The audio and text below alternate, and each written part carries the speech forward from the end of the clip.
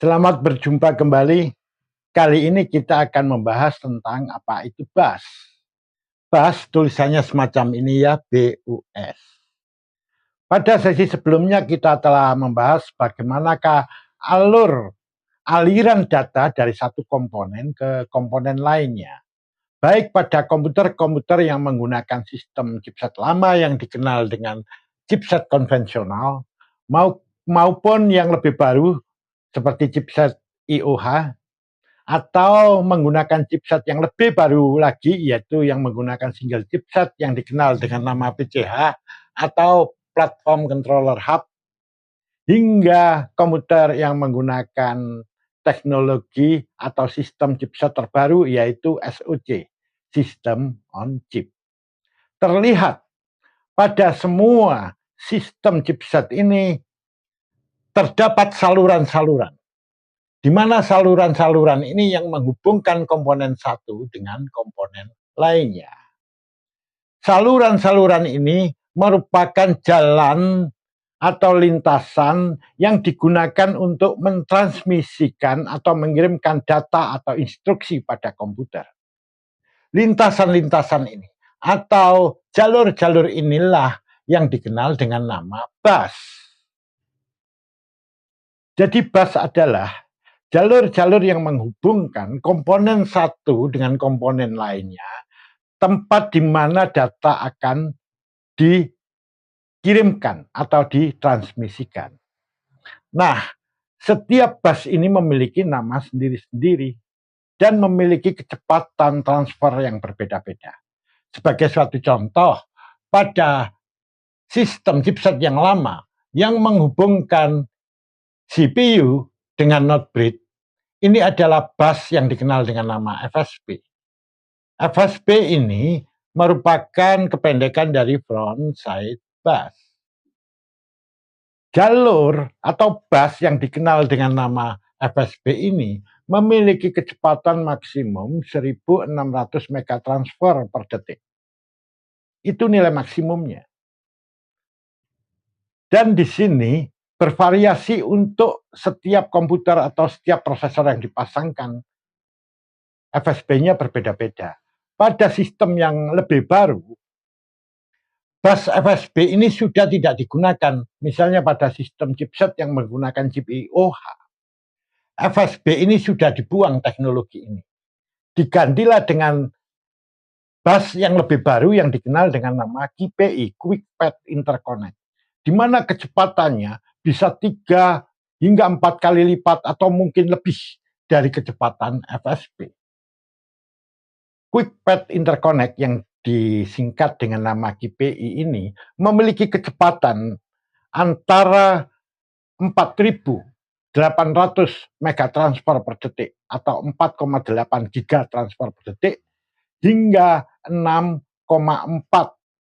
gigatransfer per detik atau 6.400 megatransfer per detik. Nah, itu adalah KPI yang awal dulu. Mungkin sekarang kecepatannya akan lebih tinggi lagi karena di sini ada KPI versi 1, 2, 3 dan seterusnya. Nah, kemudian bus yang menghubungkan not bridge dengan memori utama ini dikenal dengan nama memori bus atau kalau di Indonesia kan namanya bus memori. Sedangkan yang menghubungkan not bridge dengan grafis, kartu grafis, dikenal dengan bus grafis atau graphics bus, di mana nanti tergantung dari kartu grafisnya. Kalau kartu grafisnya jenis PCIe ya disebut bus PCIe. Kalau yang lama-lama sebelumnya itu ada yang menggunakan AGB atau orang bilang AGP, jadi jenis kartu grafis AGP, maka busnya disebut bus AGP atau EGP bus. Kalau sebelumnya lagi dia menggunakan di sini ini tipe kartu grafis PCI, maka busnya namanya bus PCI atau PCI bus. Jadi sesuai dengan nama atau jenis kartu grafisnya. Begitu juga nanti bus atau saluran atau jalur yang menghubungkan short bridge dengan USB. Ini nanti disebut bus USB. Sedangkan pada sistem yang baru, seperti ini, ya. Bus yang menghubungkan chipset PCH ini, yang single chipset ini, dengan prosesornya ada dua, yaitu yang dikenal dengan nama DMI dan FDI. Kalau DMI ini adalah untuk menghubungkan data yang berasal dari media simpan atau alat input itu menuju ke memory controller yang nanti akhirnya dilarikan ke memori. Atau sebaliknya dari memori menuju ke chip PCH ini untuk disimpan misalnya data tersebut ke hard disk SATA atau ke media penyimpanan yang menggunakan USB dan sebagainya. Jadi jalur data itu akan melintasi bus DMI. Sedangkan FDI atau ini ya Flexible Display Interface ini adalah bus khusus yang berasal dari olahan kartu grafis untuk disalurkan ke PCH yang kemudian nanti akan disalurkan ke monitor.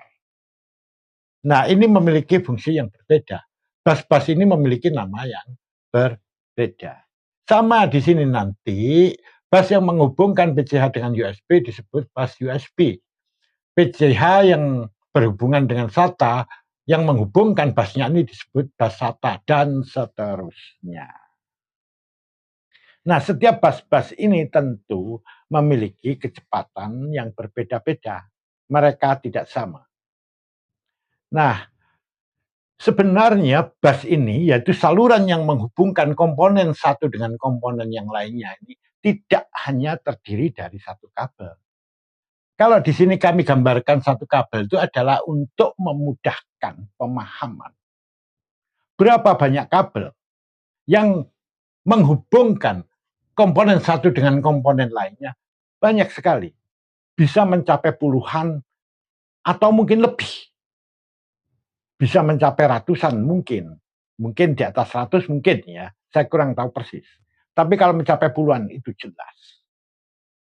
Nah, itu bisa dilihat dari permukaan PCB motherboard itu sendiri. Kalau Anda mau perhatikan betul, maka pada permukaan PCB ini banyak garis-garis. Garis-garis itu adalah saluran-saluran.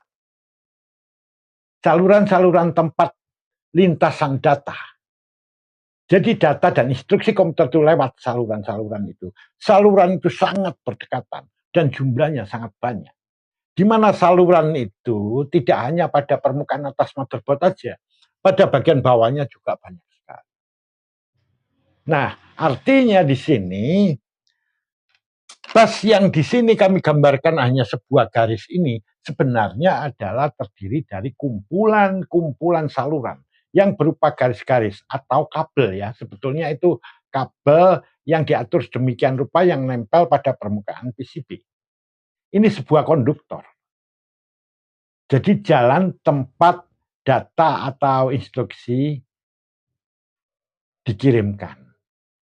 Nah, kalau begitu kita bisa mendefinisikan ya secara nyata, secara fisik di sini, bus adalah sekumpulan saluran-saluran berupa garis-garis atau kabel-kabel yang tertempel pada permukaan motherboard yang berfungsi untuk tempat lintasan disalurkannya data dan instruksi komputer. Itulah bus. Seperti kami sebutkan tadi, bus itu ada berbagai macam ragam. Ada yang dikenal dengan FSB, kemudian bus grafis, bus memori, ada yang DMI, FDI, dan lain-lain sebagainya. Nah, patut dicatat, nanti bus ini ada beberapa macam. Ada yang dikenal dengan nama bus data, bus address, dan bus control. Atau kalau dalam bahasa aslinya, dalam bahasa Inggris disebut data bus, address bus, dan control bus. Namun tidak kita bahas sekarang, akan kita bahas pada sesi selanjutnya.